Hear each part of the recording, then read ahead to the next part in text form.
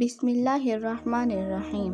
حدیث مبارکہ۔ رسول اللہ صلی اللہ علیہ وآلہ وسلم نے فرمایا، جو شخص غصہ ضبط کر لے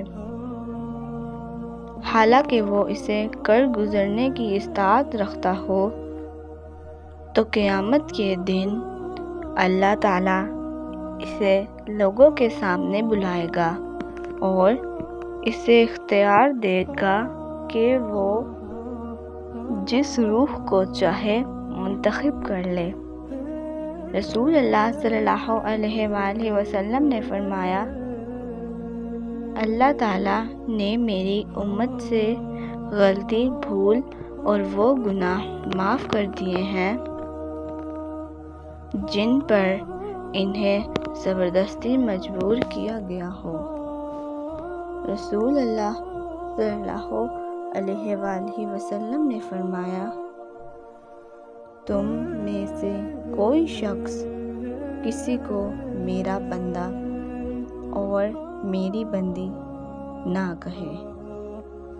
تم سب اللہ کے بندے ہو اور تمہاری تمام عورتیں اللہ کی بندیاں ہیں۔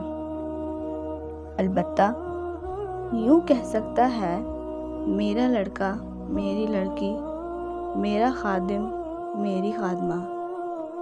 رسول اللہ صلی اللہ علیہ وآلہ وسلم نے فرمایا، ساری امت جنت میں جائے گی سوائے ان کے جنہوں نے انکار کیا۔ صحابہ نے عرض کیا، یا رسول اللہ صلی اللہ علیہ وآلہ وسلم، انکار کون کرے گا؟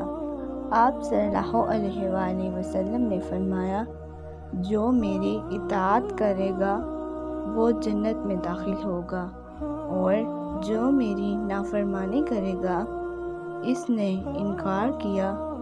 رسول اللہ صلی اللہ علیہ وآلہ وسلم نے فرمایا، جس شخص نے جان بوجھ کر اپنے والد کی بجائے کسی اور کا بیٹا ہونے کا دعویٰ کیا تو اس نے کفر کیا، اور جس شخص نے اپنا نسب کسی ایسی قوم سے ملایا جس سے اس کا کوئی تعلق نہیں تو وہ اپنا ٹھکانہ جہنم میں بنا لے۔